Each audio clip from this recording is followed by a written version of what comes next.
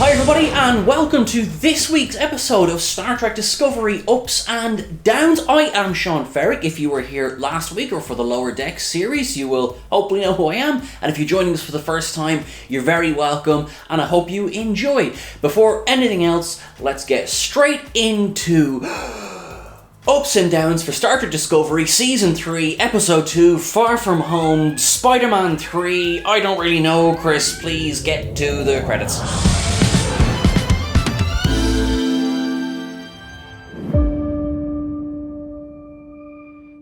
So, this week we get the USS Discovery, which is nice in a show called Discovery. So last week you'll remember that I missed the Discovery. Well, we get her in her full glory here, and she comes walloping out of that wormhole. So first of all, you look around, you see that all of the crew are passed out, and for a moment, in Oasicon and Detmer's cases, dead.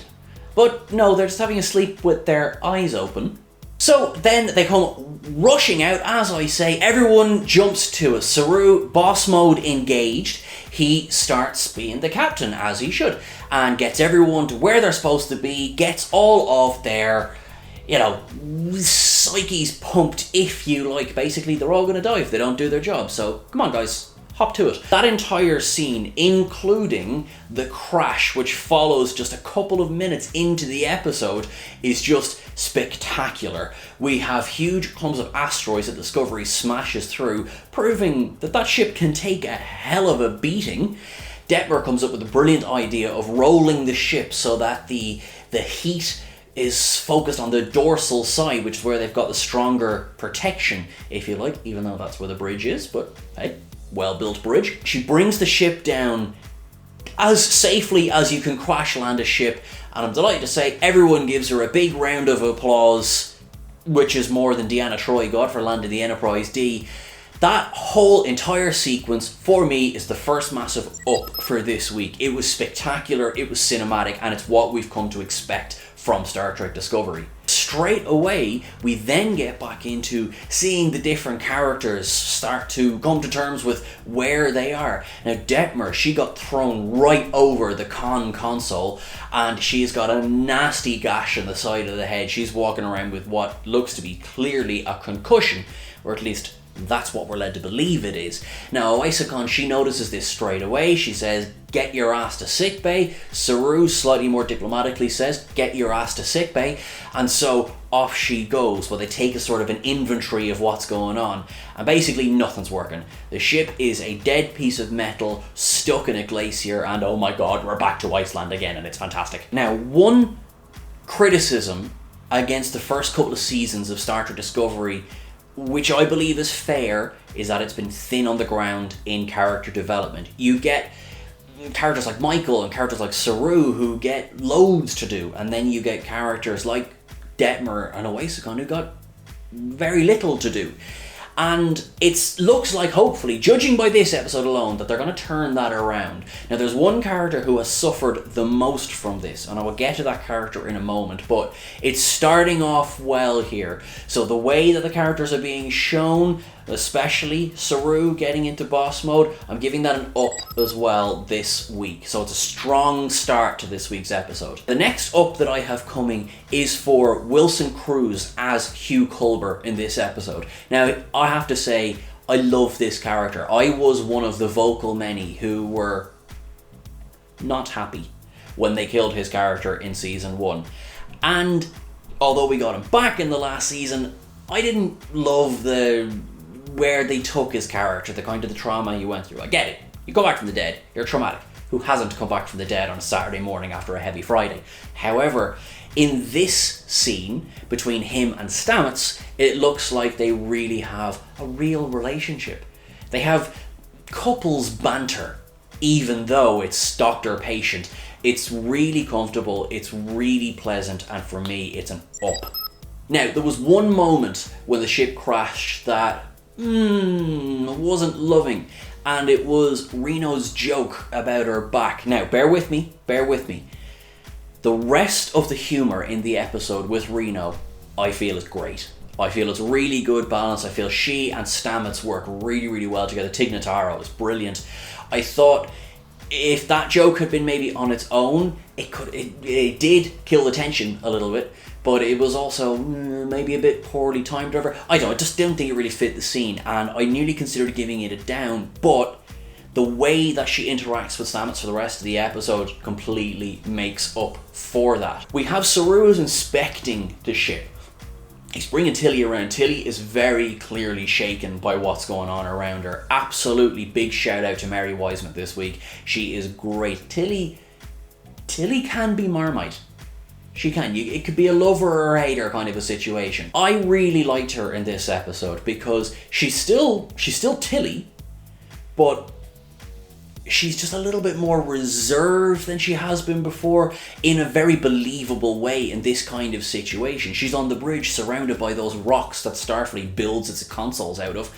And, for a good chunk of the episode, she doesn't come out of that panic shell. And Saru sees this, and Saru, again, captain material, chooses to bring her on the away mission, I suppose, recon mission. They find that the material they're looking for, what's it called? I think it's the solid state of that Ribena drink when it's been mineral. Ribenium, that's the one. They have to go and find some of this because that will allow them to rebuild the missing components in their communications array. What they do then is get interrupted by poor character design. I can feel the crosshairs on the back of my head from the rest of the team at What Culture and Trek Culture because I'm standing on an island for this one. I don't love Giorgio. I love Michelle Yeoh. Michelle Yeoh is brilliant, okay? There's no question there. But Giorgio, when you think of the Mirror Universe episodes, the original series, DS9, you think of these absolute scenery-chewing characters and actors, right? And it's grand, it's cool. Think of the Intendant, Nana Visitor, absolutely. If it's not bolted to the ground, she's chewing it, all right? And that's fine because that exists in its own little pocket in those individual episodes. We're pushing a season and a half with Giorgio is evil, all right? So she rocks up covered in Leland, and what could have been a gag is just like, but of course, she's covered in viscera and entrails. What else would she be covered in? And I feel Giorgio, out of all of the characters, has suffered the most from two-dimensional character writing. I know they're trying to do a relationship between her and Burnham, which is maternal. It's not quite there yet. When she rocks up in the saloon, put a pin in that. Let's talk about the saloon. So Saru and Tilly, they go out and they hit the black soil. Again, Iceland, love it. And they start to follow somebody. Tilly is expressing this panic that she's feeling. Saru is helping her get it out. It's a lovely scene between the two of them. They follow this figure in a black cloak to this old Wild West style saloon bar. It's a really cool scene. It's a really cool setting. And these miners, as we discover they very quickly, they're all friends, basically. Now that does bring me to a down, all right? And it's a logic down. So Saru has made a point of, he doesn't want to tell people where they're from, he doesn't want to tell people when they're from. He doesn't ask them what year it is. They sit there long enough for Cal the miner to rebuild Tilly's tool for her, but they don't see if there's a map.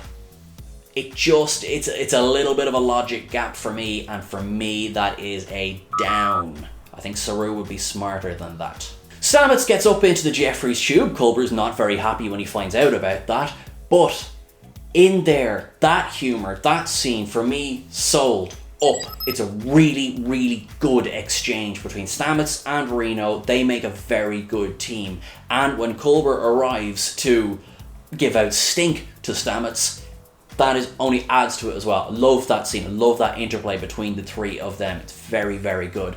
Okay, back to Giorgio. Surprising absolutely nobody, she arrives in the bar and we have not 1 minute ago seen Zara, played by the great Jake Weber, you probably know him from 13 Reasons Why or Homeland, has just used his horrible disruptor weapon to kill that miner, Cal. in a death that reminds me a little bit of the Varo T Disruptor from the Most Toys from the Next Generation. I mean, it's a really slow and horrible death. It's just, yeah. But thankfully he chose to lower the setting before shooting at Giorgio, a character he has just met and doesn't know anything more than she annoys him. This is plot armor worthy of Jon Snow, okay? It's just annoying. I'm not saying I want Giorgio's character killed, of course I don't, but you see what I'm saying here? This kind of like, oh, well, this gun does this to you, but it does something different to you. And it's purely because she's a main character. And actually, there's something I want to address here in general, because it's something I didn't address last week, and it's the kind of casual murders that goes on. So you'll remember if you watch the Lower Decks, ups and downs, Lower Decks, Lower Downs, I gave Mariner a down for the wanton murder of all the holograms, but I didn't give Burnham a down for the casual murder last week. Last week I sort of felt, well, she's being chased, they're trying to kill her, she's fighting back. You know, I sort of got a pass on that one.